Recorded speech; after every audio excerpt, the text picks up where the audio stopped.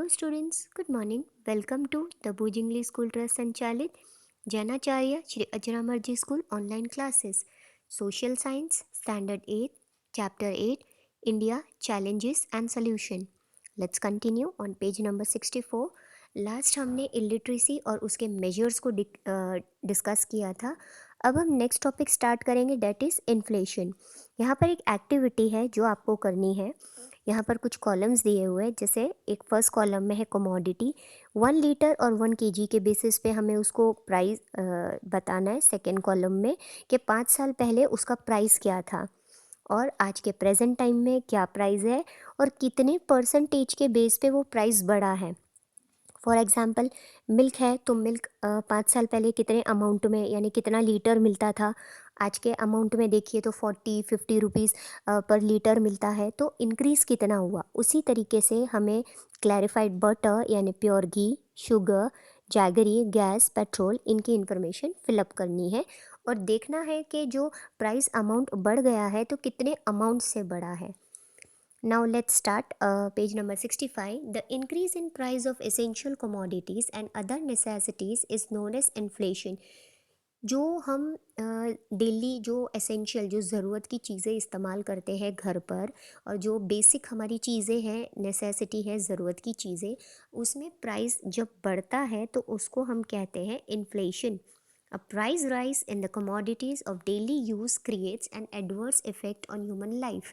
जो हम daily commodities इस्तेमाल कर रहे हैं, जो बेसिक हमारी चीज़ें हैं, जैसे फॉर एग्ज़ाम्पल हमें मिल्क रोज़ चाहिए, हमें टी रोज़ चाहिए, तो उसके लिए हमें शुगर चाहिए, टी का पैकेट चाहिए। तो अगर ये सब चीज़ों का प्राइस अगर बढ़ जाता है तो हमारी ह्यूमन लाइफ, जो हम डेली हमारी जो लाइफ है, उस पर बहुत ज़्यादा असर होगा। Inflation causes stress for common man as it becomes tough for the middle class people and people with limited income to manage their basic expenses.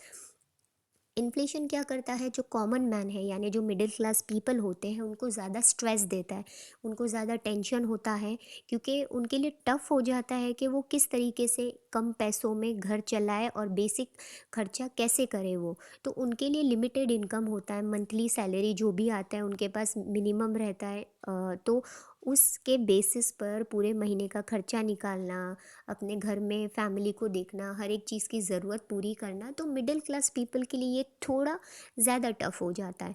The standard of living goes down.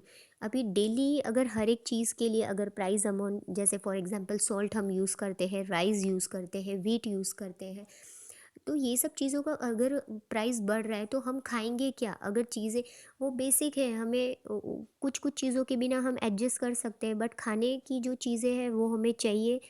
तो ये क्या होता है कि हमारा जो standard living है बहुत ही डाउनवर्ड्स चला जाता है और कॉमन मैन के लिए ये बहुत ही ज़्यादा तकलीफ़ होती है। It has become difficult to combat inflation and at times people have to compromise over certain commodities और फैसिलिटीज़ ड्यू टू इन्फ्लेशन। अभी क्या होता है कि जो इन्फ्लेशन है, जो अचानक जो प्राइस बढ़ जाता है, बेसिक नेसेसिटीज़ जो है हमारी, अगर उसमें प्राइस बढ़ रहा है तो हमारे घर में हमें कॉम्प्रोमाइज़ भी करना पड़ता है कुछ चीज़ों को लेके।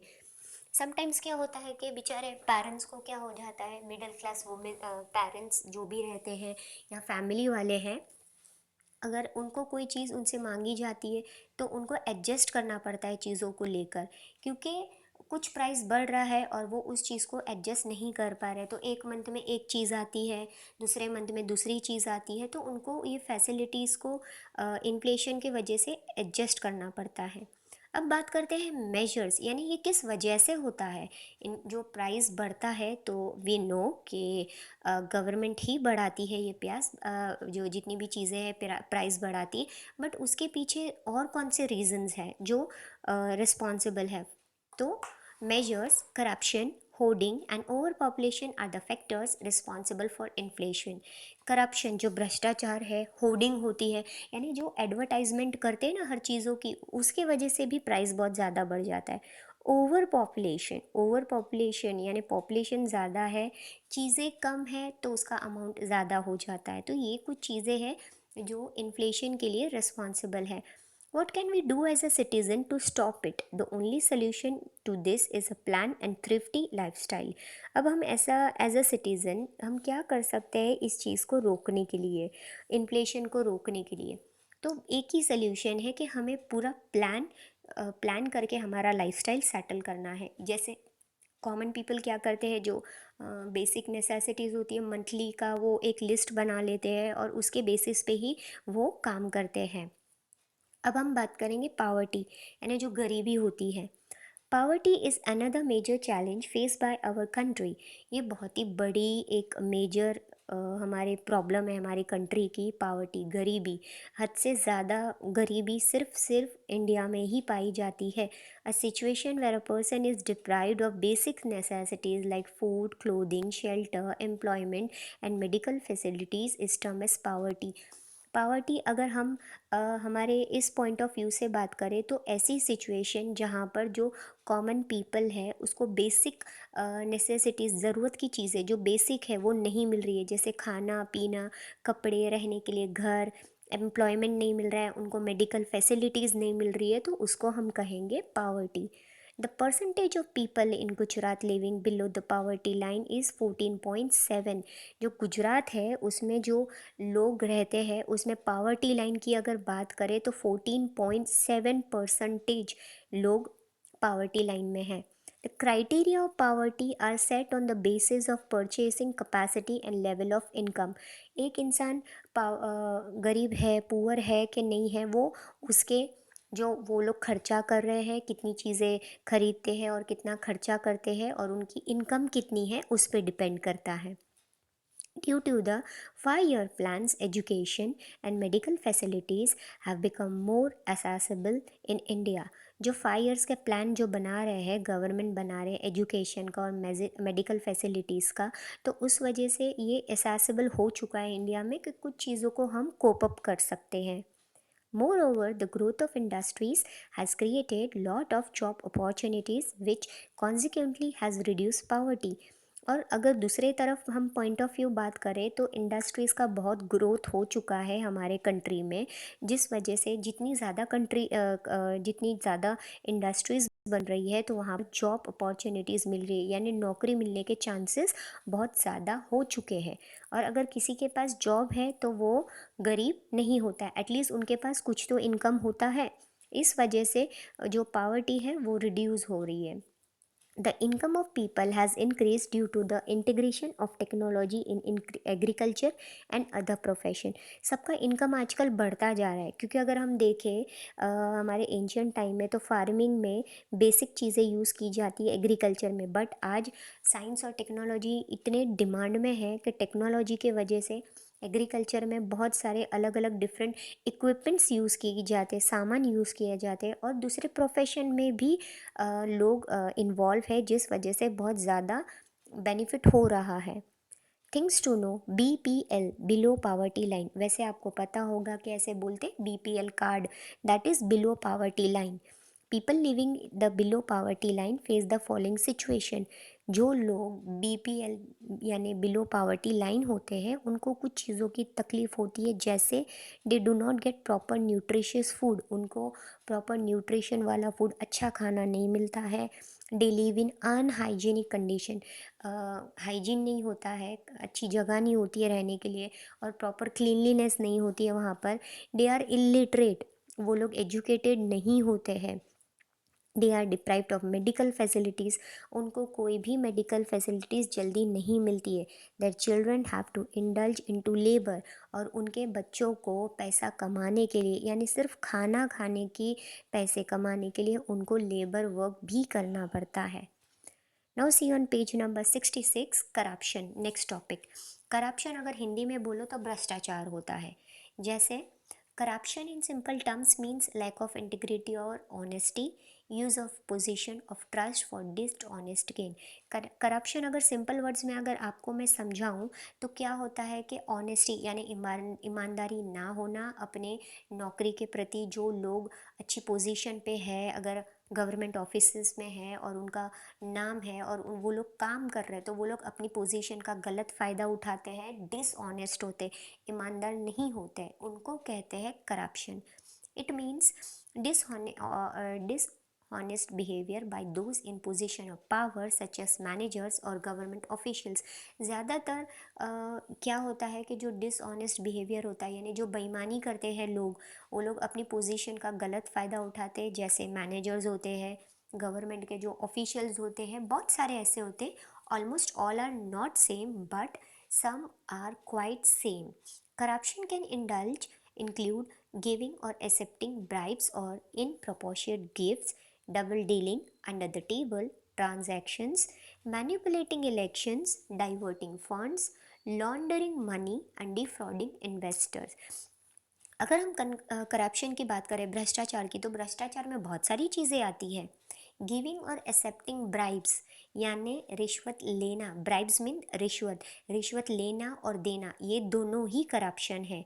या तो बिना बात के जो हम गिफ्ट देते हैं, इनअप्रोप्रिएट गिफ्ट, किसी को बंगलो गिफ्ट किया, किसी को ज़मीन गिफ्ट की। डबल डीलिंग जो लोग करते हैं यानी दो पार्टी दोनों ही पार्टी से पैसा वसूल करते हैं, दैट इज़ डबल डीलिंग।